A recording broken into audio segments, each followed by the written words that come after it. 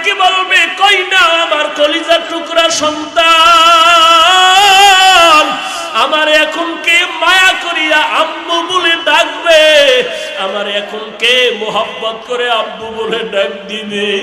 এই বাচ্চাটা, এই সন্তানের জন্য কত রাত আমি ঘুমাইতে পারি না রে বাবা, আমার এই সন্তানের জন্য কতবার খানার প্লেট নিয়ে খেতে পারি নাই। এরে আল্লাহর বান্দারা, এই জায়গায় কি আর সন্তানের জমিনে বেঁচে নেই, বাবায় কান্না করবে, আবার কলিজার টুকরা সন্তানটা নাই। কেউ যাবে মসজিদের ইমামের খুঁজতে, তাড়াতাড়ি আসো, আমার জানা সন্তানের জানাজা না পড়ায় কোথাও যাবেন না ইমাম সাহেব। কেউ যাবে কবরে কবর খনন করতে, কেউ যাবে বাঁশ বাগানে বাঁশ কাটার জন্য। আবার দেখবা ঘরের পাশে একদল পানি গরম করতেছে, তোমার গরম পানি দিয়ে গোসল করানোর জন্য। তোমার লাশটা ঘরের থেকে নামাইয়া এরপরে জানাজা পড়ায় যখন কাফনে পেঁচাইয়া খাটটা কাঁধে নিয়ে কবরের দেশে নিয়ে যাবে। যেমন কেউ নাই যার মা নাই বাবাও নাই, এতিমের মতো বসে আছো, চোখের পানি ছেড়ে মা বাবার জন্য কি দোয়া করতে পারো না? যদি গুনার কারণে চোখে পানি না আসে, ডানে বামে তাকায় দেখ আর চোখের এক ফোঁটা পানি বের হয়ে গেল, হাতটা বাড়াইয়া দোয়া নাও। কান্নাওয়ালার দোয়া কিন্তু কখনো ফেরত যাবে না রে আল্লাহর বান্দা। এরে যুবক, পায়ে হাত রেখে বলি তওবা কর, মা বাবার দোয়া নাও, কবরের কিনারায় গিয়া দোয়া পড়ো, দরুদ পড়ো, সালাম পাঠাও, নবীর সুন্নতের মালাটা গলায় লাগাও, নবীর তেলাওয়াত করা কোরআনের তালিম, কোরআনের তেলাওয়াত চালু করে দাও, খাঁটি অন্তরে তওবা করো আর বলো, হে মালিক, এই ময়দানে আমার মতো গুনাহগার আর কেউ নাই রে আল্লাহ। আমার গুনার কারণে চোখে পানি আসে না, অথচ আমার ডানে বামে কত মানুষের চোখে পানি, ডানে বামের কত বান্দা মুনাজাতে কাঁদে, আমার কেন চোখে পানি আসে না? অথচ আমিও তো মুসলমান, ওই বান্দাটাও তো মুসলমান। আসলে গুনার কারণে দিলটা শক্ত, চোখে পানি আসে না। আল্লাহর কাছে তৌফিক চাও, হে আল্লাহ কান্নাওয়ালা চক্ষু দান করো। চোখের পানি এত দামি, দুনিয়ার ঘরে আগুন লাগলে পানি ছাড়া যেমন ঠান্ডা করা যাবে না, জাহান্নামের আগুন যদি গুনার কারণে কবরে জ্বলে থাকে, ওরে বান্দা চোখের পানি ছাড়া কবরের আগুন ঠান্ডা করা যাবে না। আল্লাহর দরবারে কান্না করো, তওবা করো, হে আল্লাহ গলায় ছুরি আসবে আর কোনোদিন নামাজ ছাড়বো না। আমার মতো যুবক ড্রাইভারি করিয়াও যদি নামাজ পড়ে আমি কেন পারবো না? আমার মতো যুবক যদি ব্যবসা করে, চাকরি করে, নামাজ পড়ে আমি কেন পারবো না? আমার কপাল পুড়ে গেল, কবরে গেলে কে পীর, কে মুরিদ, কে শিক্ষক, কে ছাত্র পরিচয় হবে না, কে কোন দলের লোক পরিচয় নাই। তিনটা প্রশ্নের জবাব ছাড়া কোনো প্রশ্ন নাই, জবাব নাই। রবের পরিচয় দাও, ধর্মের পরিচয় দাও, রাহমাতুল লিল আলামিনের পরিচয় দাও। ওরে বান্দা, যদি দুনিয়াতে রবের গোলামি না করো, কবরে গিয়া জবাব দিতে পারবা না। আল্লাহ তাআলার অর্ডার হয়ে যাবে, রে ফেরেশতা দেরি করিস না। এই বান্দাটারে দুনিয়াতে আমি অনেক সুযোগ দিয়েছি, বান্দা সুযোগ গ্রহণ করে নাই। আলেম ওলামাদের বয়ান শুনিয়া নামাজ পড়ে নাই, এখন আর সময় দেওয়া যাবে না। এখনই তাড়াতাড়ি কবরের মধ্যে জাহান্নামের আগুন জ্বালায় দাও, কবরে জাহান্নামের বিছানাটা বিছায়া দাও। আল্লাহ অর্ডার করবে, রে কবরের মাটি এই নাফরমানকে দুই পার্শ্ব থেকে সজোরে চাপ দাও। কবরের মাটি এত জোরে চাপ দিবে, পাজরের হাড্ডি চুরমার হয়ে যাবে। ওরে আল্লাহর বান্দা, আল্লাহর কোরআন যদি মনে করো সত্য, গুনাহ নিয়ে কবরে গেলে আযাব হবে তাও সত্য। আজও পর্যন্ত মিথ্যা তো প্রমাণ কেউ করতে পারে নাই। অতএব সত্য কোরআনের কথা মতো তওবা করো, না হয় কবরে উপায় নাই। সাহাবায়ে কেরাম এত আমলের পরেও জীবনভর কান্না করেছেন, তোমার আমার কি পরিমাণ কান্না দরকার? আল্লাহর কাছে তৌফিক চাও, হে আল্লাহ কান্নাওয়ালা চক্ষু দান করেন।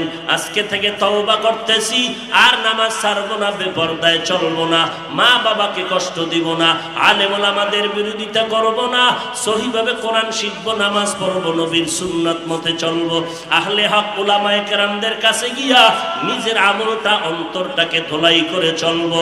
ও দয়ার মালিক, আমাদের খাঁটি অন্তরে তওবা করার তৌফিক দান করেন আল্লাহ। তওবার উপরে মজবুত হয়ে চলার তৌফিক দান করেন, আমিন। আলহামদুলিল্লাহি রাব্বিল আলামিন, ওয়াসসালাতু ওয়াসসালামু আলা সাইয়্যিদিল আমবিয়া ওয়াল মুরসালিন ওয়া আলা আলিহি ওয়া আসহাবিহি আজমাইন ইয়া আরহামার রাহিমিন ইয়া আরহামার রাহিমিন ইয়া আরহামার রাহিমিন।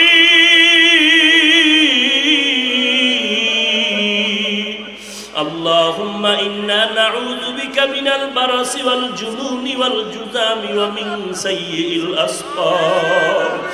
اللهم إنا نعوذ بك من البرص والجنون والجذام ومن سيء الأسقام।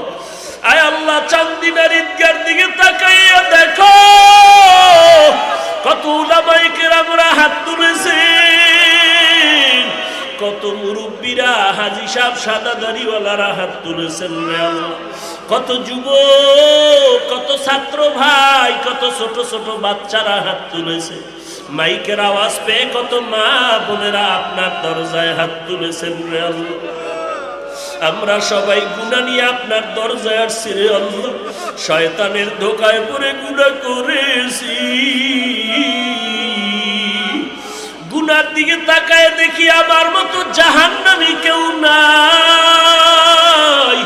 গুনাহের কারণে আমার হাত না পাক, আমার চোখ না পাক, আমার জিহ্বা না পাক, অন্তর না পাক হয়ে গেছে। আয় আল্লাহ, গুনাহ নিয়ে আসছি, এই গুনাহ অবস্থায় বাড়ি যেতে চাই না রে আল্লাহ। আপনার মতো দয়াময় কেউ নাই। আয় আল্লাহ, আপনি দয়া করে আমাদেরকে সবাইকে গুনাহগুলো মাফ করে দেন। আমরা তো আপনার আদরের নবীর উম্মত। আপনি যদি ক্ষমা না করেন, গফফার নামটা কেন রাখলেন আল্লাহ? আপনি যদি আমাদের ক্ষমা না করেন, রহমান নামটা কেন রাখছেন? আপনার ছেলে নাই, মেয়ে নাই, আমরাই তো আপনার আদরের গোলাম। আয় আল্লাহ, সকল দরজা থেকে ফিরিয়া আজ আপনার দরওয়াজায়। নবী তো নাই, কিয়ামত পর্যন্ত নবীর এই দায়িত্ব কারা পালন করে উম্মতের জান্নাতে নিবে? নবী তাও সমাধান দিয়ে গেলেন, পেছ লাগায় না রে উম্মত, আমি যেদিন থাকবো না, আমার একদল বাহিনী জমিনের মধ্যে রেখে যাই। ওই বাহিনী এই 4 দায়িত্ব পালনের মাধ্যমে আমার প্রেসক্রিপশনটাকে স্মরণ করাইয়া উম্মতের ঔষধ দিবে। উম্মতেরা ঔষধ সেবন করে করে জান্নাতের পথে আগায়া যাবে। আমি একদল বাহিনী রেখে গেলাম, ওই বাহিনী এই দায়িত্ব পালন করবে। ওই বাহিনী কারা? আল্লাহর নবী বলেন, ক্বালান নবিয়্যু সাল্লাল্লাহু আলাইহি ওয়া আলিহি ওয়া সাল্লাম, আল উলামা ওয়ারাসাতুল আম্বিয়া। আমার বাহিনীর নাম হলো ওয়ারাসাতুল আম্বিয়া, নবীর ওয়ারিস। তারা কারা? তারা হলেন আহলে হক, উলামায়ে কেরাম।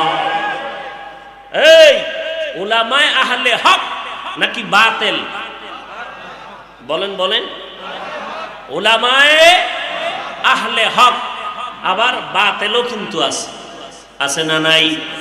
এবার উলামায়ে আহলে হকের গুণ কি?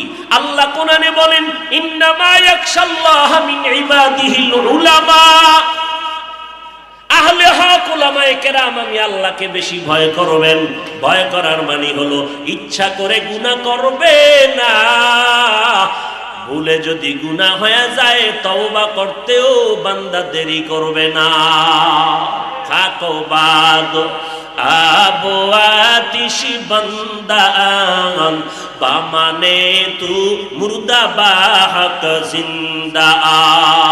আউলিয়ারা কারে উকবা ইখতিয়ার, জাহেলারা কারে দুনিয়া ইখতিয়ার। এই বেটা, চান্দিনার মুসলমান ঘরে ঘরে ঘরে ঘরে একসময় চান্দিনা ওয়াজ কইরা গেছে, কথা ঠিক না? ঘরে ঘরে, এমন কোন গ্রাম নাই চান্দিনা ওয়াজ করি নাই। আজকে বয়ানের পরে কইবা ফার্সির কবিতা কইয়া লাভ কি? হ্যাঁ, কত প্রশ্ন তোমার, দেখতে নারী চলন বাঁকা।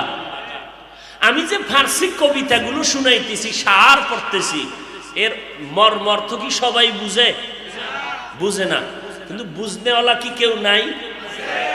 যদি তুমি ওই প্রশ্ন করো, তোমারে যদি আমি করি, তুমি যে উর্দু কথা কও, তুমি যে ইংলিশে কথা কও, উম্মতেরা সবাই বুঝে? তবে কও কেন? হ্যাঁ, বুঝনেওয়ালা তো কিছু আছে, কথা বলেন না কেন? নিজের দিকে প্রশ্ন আগে করবা, এরপর অন্যের দিকে আঙ্গুল ঘুরাবা। তুমি অন্যের দিকে যে এক আঙ্গুল দিছো, নিজ দিয়া যে তিনটা তোমারে ঠাসতেছে, খবর আছে? তিন আঙ্গুল যে তোমার দিকে আক্রমণাত্মক অবস্থায় তাকিয়ে আছে, খবর আছে? নিচের দিক থেকে খবর নাই, খবর নাই। আল্লাহ হিংসা মুক্ত জিন্দেগি আমাদের দান করেন। তো নবীজি যেই বাহিনী রেখে গেলেন, উলামায়ে আহলে হক, যারা আল্লাহকে বেশি ভয় করবেন, মানে গুনাহ করবেনই না। এখন যদি দেখেন আলেম দাবি করে গুনাহ করে, সে আহলে বাতিল, আহলে হক নয়। এরে নবীর উম্মতের দল। নবীর 4 দায়িত্বের 1 নাম্বার দায়িত্ব হলো কোরআনের তেলাওয়াত। আল্লাহ বলেন ইব্রাহিম 2 নম্বরে বলছিল কোরআনের ব্যাখ্যা, আমি আল্লাহ ব্যাখ্যাটারে নিয়ে গেলাম 3 নাম্বার। খুব খেয়াল করেন, এখানে একটা চিকন পয়েন্ট। আল্লাহ বলেন ইব্রাহিমের 2 নাম্বার সিরিয়াল নিলাম 3-এ, ইব্রাহিমের 4 নাম্বার সিরিয়ালটা দিলাম 2-এ। ইব্রাহিমের 4 নাম্বার সিরিয়ালে ছিল অন্তর ধোলাই করা, গুনাহমুক্ত করা। আমি আল্লাহ সেই সিরিয়ালটা 2 নাম্বারে নিয়ে নিলাম। নবী গো, 1 নাম্বার আপনি কোরআন তেলাওয়াত করে উম্মতের শুনাইবেন, 2 নাম্বারে উম্মতের অন্তরটারে গুনাহমুক্ত করবেন, ধোলাই করবেন, 3 নাম্বার কোরআনের ব্যাখ্যা শিখাবেন। অন্তর ধোলাইয়ের কথা ছিল 4-এ, আল্লাহ কেন 2-এ এনে দিলেন? ভালো করে বুঝো আল্লাহ পাক কেন আনলেন, কেন তুমি বুঝো না। কিন্তু আল্লাহর কথা তো হিকমত থেকে খালি না। ফা'লুল হাকিম লা ইয়াখলু আনিল হিকমাহ। হাকিমের কথা হিকমত থেকে খালি না, জ্ঞানীদের কথা জ্ঞান থেকে খালি না। আল্লাহ কেন ইব্রাহিম নবীর 4 নাম্বার সিরিয়ালটা 2-এর মধ্যে এনে দিয়া বললেন, নবীর 1 নাম্বার দায়িত্ব কোরআনের তেলাওয়াত শিখাবেন, 2 নাম্বার নবীর দায়িত্ব উম্মতের অন্তর ধোলাই করবেন। এখানে কথা 2টা শোনা লাগবে। আল্লাহ পাক 2 নাম্বার দায়িত্ব দিলেন অন্তর ধোলাই করা, নবী উম্মতের অন্তর ধোলাই করবেন, নবী উম্মতের অন্তর ধোলাই করবেন। আর 2 নাম্বারে সিরিয়ালে কেন আনলেন, ব্যাখ্যা কেন করে নিলেন? আল্লাহ 3-এ কেন নিয়ে বললেন ব্যাখ্যা শিখাবে 3 নাম্বার, 4 নাম্বারে আমল শিখাবে, 2 নাম্বারে অন্তর ধোলাই করবে। কারণটা কি? বলে রে বান্দা, কোরআন এটা আল্লাহর দেওয়া নূর, এটা তো আল্লাহর কালাম, কালামুল্লাহ, আল্লাহর কথা। কোরআন হলো আল্লাহর আয়না। ওরে বান্দা, আয়নার দিয়ে তাকাইলে যেমন চেহারা দেখা যায়, আল্লাহর কোরআনটা খুলিয়া যদি তাকাও, আমার আল্লাহর কুদরত দেখা যায়। এই কালামে জিন্দা